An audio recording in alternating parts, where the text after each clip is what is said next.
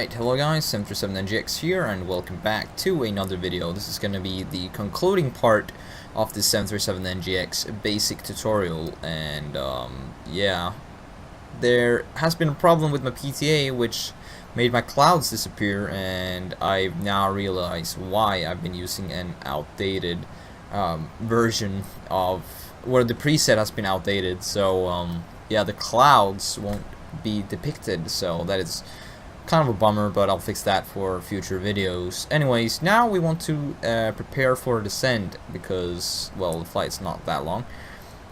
But in order to make the flights even shorter, I am going to do something. So in the up at the MCP here, you want to click Plan, and we want to step 3 here and see if there's any unnecessary turns, like this one, for example, where there's just a random turnaround after ASCII. Now, in real life, the ADC would tell you what to do, but because I'm flying offline, you could technically do this by just shortening the route to do, like, by doing this.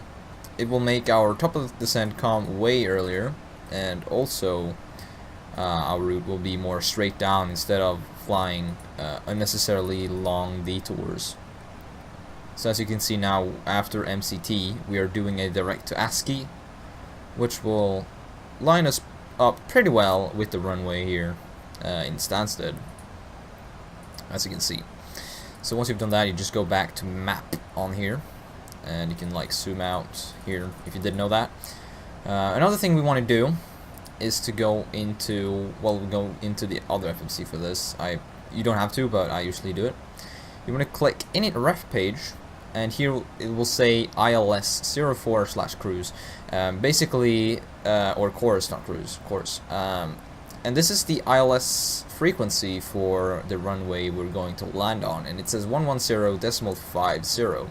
Now you want to go into radio panel and write in 110.5. You don't write it in, you twist these knobs independently until you get 110.5, but you don't only want to do that on this one, you want to do it on the other one as well. So 110.5. Now basically what this does is it will make the plane know that it's on the right track when descending on down to the runway. So yeah, not really much more to it. Not gonna go into depth about how it works, but just do it, and you won't have any hard time landing, that's for sure. Okay, so another thing we can do, if you really want to, is to change the altitude down to whatever altitude you can find here that is suitable. Let's just say 2,500.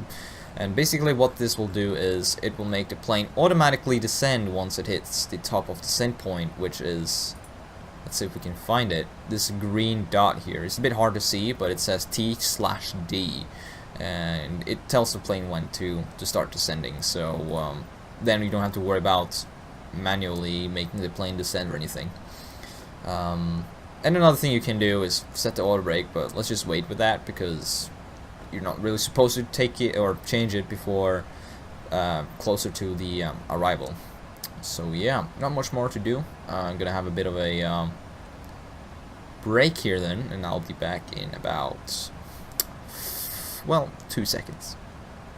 Alright, so we're about to hit top of descent in very short time, less than a minute.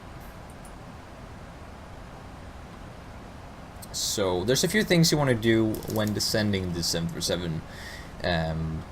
The one thing is you want to put the auto brake on whenever you get a bit low to the ground, and once you hit 10,000 feet, there's a lot of things you want to do here. You want to turn the fasten seatbelts on. You want to have the engine start switches set to cons, logo lights back on, and the fixed landing lights on. The retractables should remain in off position until final, or about 10 DME away from the airport. So yeah, I just wanted to say that, and also I wanted to show you that once we hit this green circle, just like that, the plane will start descending by itself, so you don't really have to touch anything as long as you've changed the altitude here.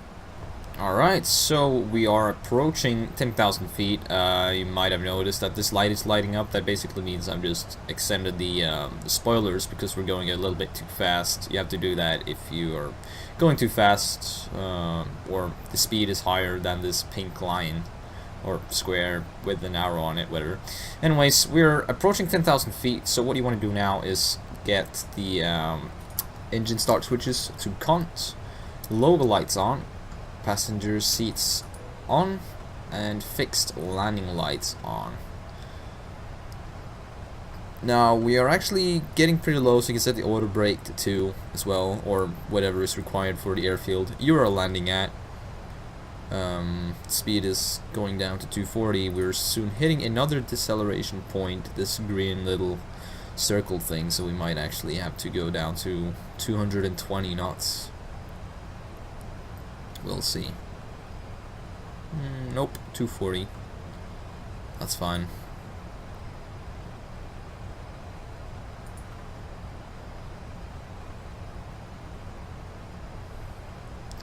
So yeah, too bad about the clouds not showing up, because it's supposed to be raining here, and it is not in the sim, because, well, PTA seems to not have taken it too well, that update thing I put into it, that new preset. Anyways, there's more things I have to change in it. The ground is a little too bright. I also have to change my CFG file I'm prepared, so that textures doesn't load like this, instead loads in front of me. Also, this water is a little bit too bright. I have to increase or decrease the brightness to make it even a bit darker, and everything should be pretty perfect. So yeah, the sim isn't looking too great right now, but I'm working on it.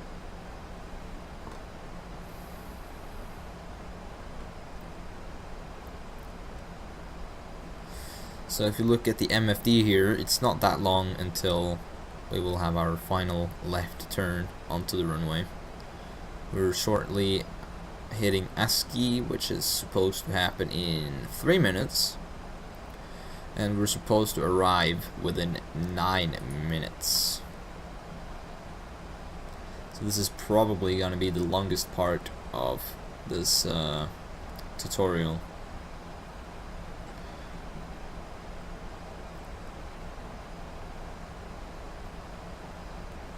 So as you can see, the plane 737NGX, notorious for not being able to lose speed, so it says drag required here.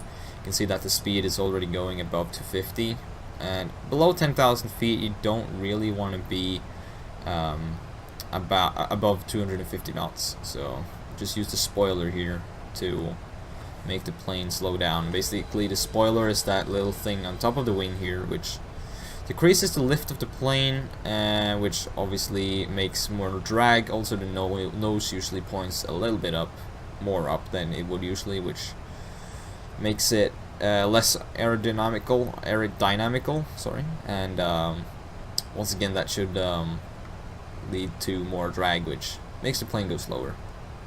Though it's not really working too well, though. We have a lot of tailwind, or kind of tailwind. It's actually going to be an interesting landing. We can go into the init ref page here and plot in the winds, because the winds are actually not all that great. Well, I don't remember how to put in the winds, actually. Not that we really need it, but you know.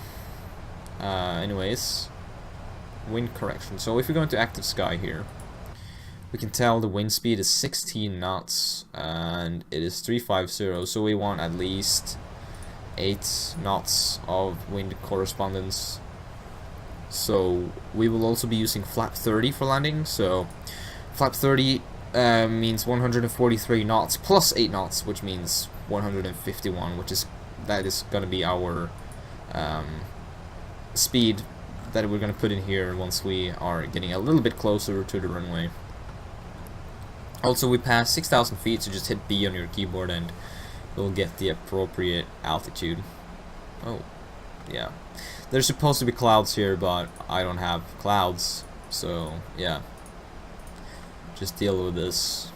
Very nice view today. Oh, yeah, actually it's... the weather would never be this good in England, no way.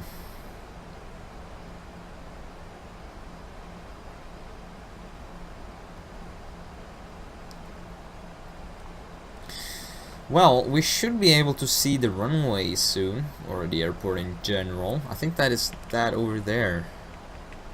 Sure is. That is London Stansted. It's a bit blurry. I have to change my setting in the same, because if you look now, like, it looks very blurry, but if we turn around, oh well, actually it's blurry behind us as well. Usually, as you can see, as we're getting lower, for some reason it loads up behind us, and I have a tweak that should be able to fix that, but I should have put that in before starting this video, so that will be active in our next video, whatever that will be.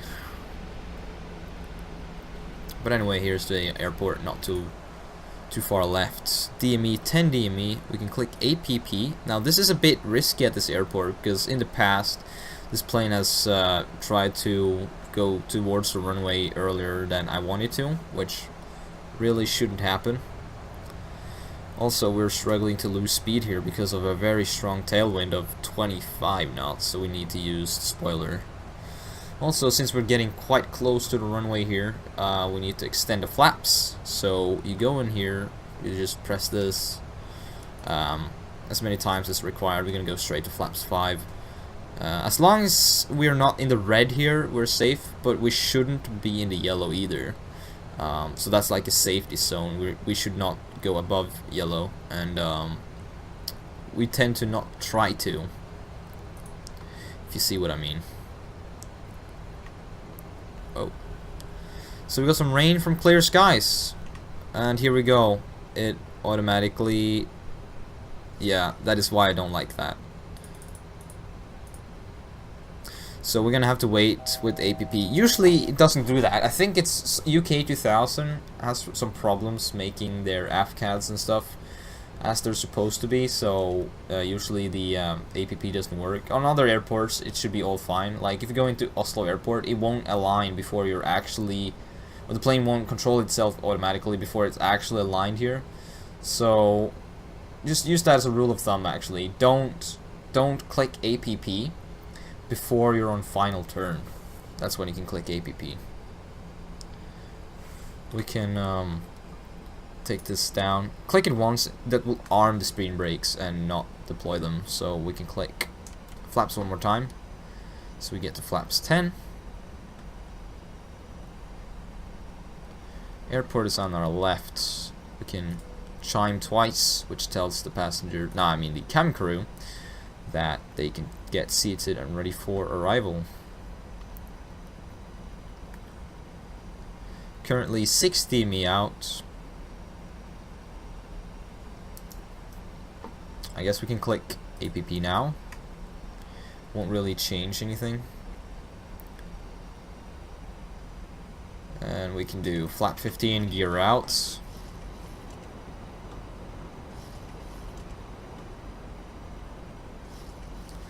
There's the airport.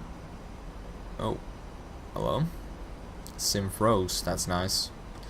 Usually it happens. It's nothing dangerous or anything. Well, dangerous. So 151 was our landing speeds, and now the plane is descending past what altitude we set because it's established on ILS. So we can set the go around altitude of 6,000, and all landing lights on, runway turnoffs, and flaps 25 and flaps 30.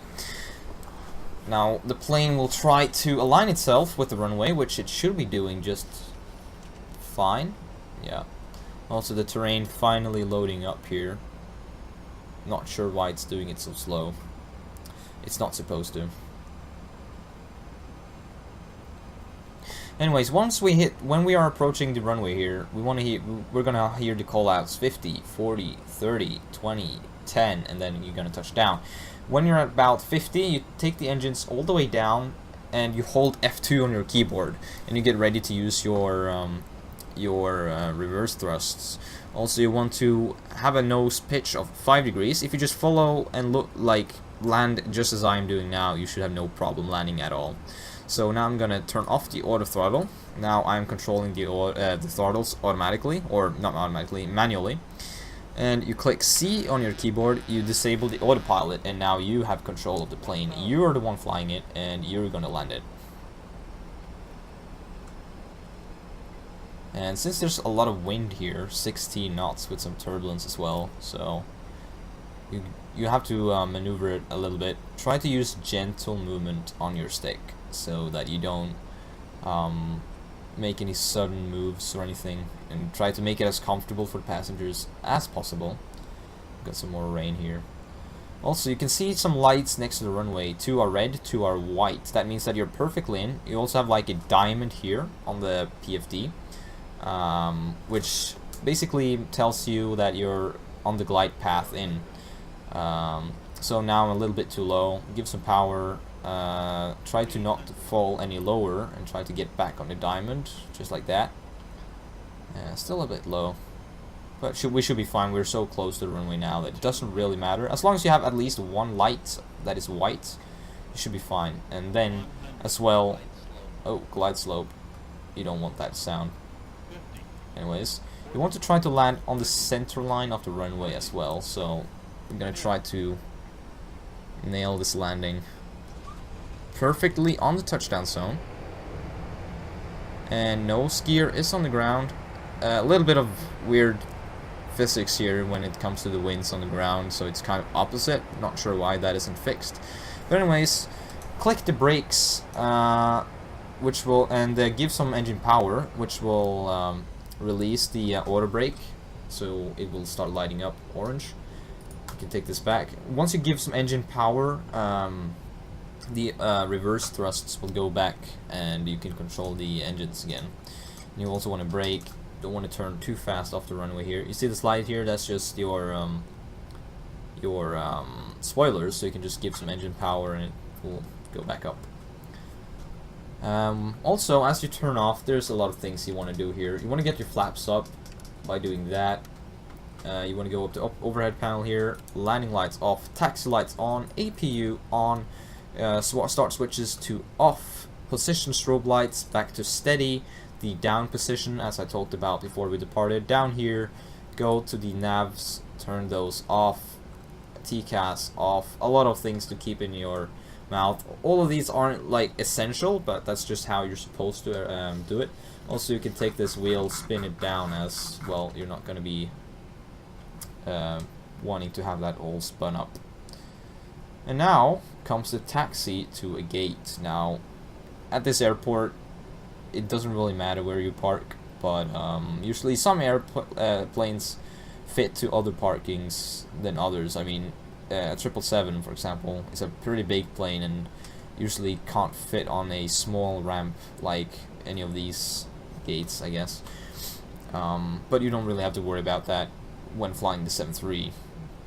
Now, keep in mind that also at some airports, Ryanair parks have their own gates, like this one kind of.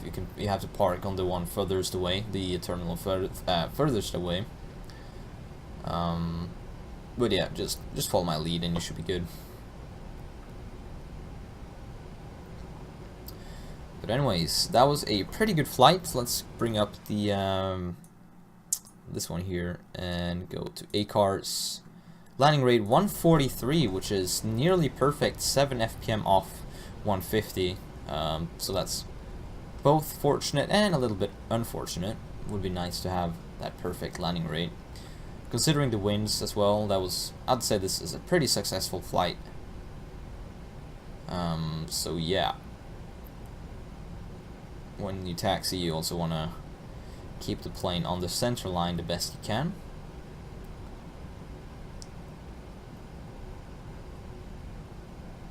Now, do keep in mind that landing for some people is the hardest part of flying, and it's something that you will have to practice on to get better at. So even though you might have some hard landings, you will eventually learn it, especially if you know how to fly the aircraft. So just keep trying, and as long as you don't crash, you're not really doing anything wrong, unless you have like a 1000 landing rate. But you know, in real life, you can kind of tell if you're doing a good landing or not. So if you think it's a good landing, then it probably is. Okay, so we're approaching the gate now. We're gonna brake a little bit, going a bit fast. We're going to take gate 51, I think. So what we want to do is turn off the turn-offs, taxi lights off. We don't want to blind the ground crew, even though it's not too much of a problem during daytime. It's just a rule that you have to do. Actually, we're going to take 51 left, which is this turn right here.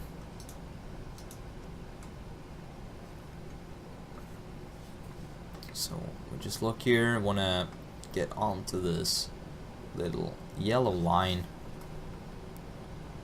Turn it a bit fast here.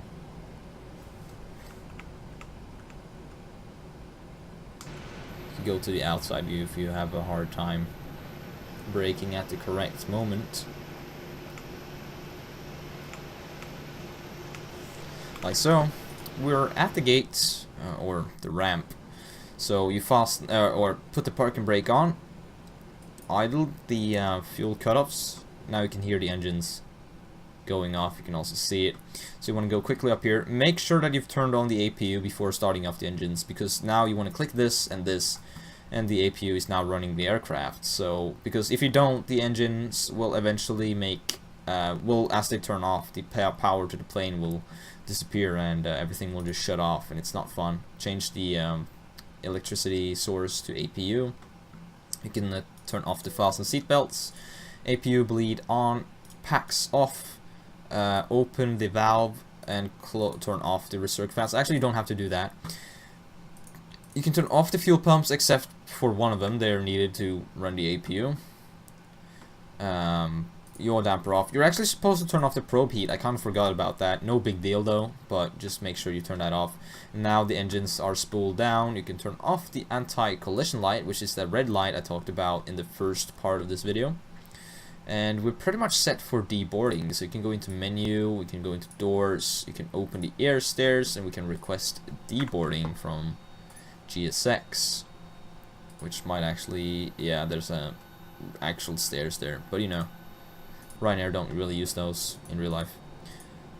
You just open the doors as required, and you have done your first flight in the 737NGX, or supposedly first flight. If you want to turn the plane completely off, you can go into the menu, ground connections, sets, wheel shocks, obviously, ground power. Turn on the ground power, APU can come off, fuel pump off, hydraulics off, recirc fans off. And what else can you do? Turn off the IRSs, very important. It's going to be a very loud, annoying noise if you don't turn those off before shutting the power off the plane. Well, emergency exits can remain on. You don't really have to touch those. DC power off, or you can actually remain off. And then ground power off. And now the plane is nearly cold dark. If you turn off the battery now, everything is completely dark. So yeah, that's how you shut off the plane completely. You don't want to do that last part if you're going to do another flight, but you know, if it's the last flight of the day, you just do like that. Anyways, thank you very much for watching. If you found my tutorials helpful in any way, then make sure to leave that comment in the description. Well, not the description, in the comment section below. I might have done some things wrong in these tutorials. They're just meant to be very basic, and like how to get into the 737NGX, which is a very basic plane that I think a lot of people, pretty much everybody who is into flight sim should know, at least to a certain degree, so that you can enjoy flying airliners. But anyways, with all that being said, thank you very much for watching, and until next time, I bid you a farewell. Goodbye.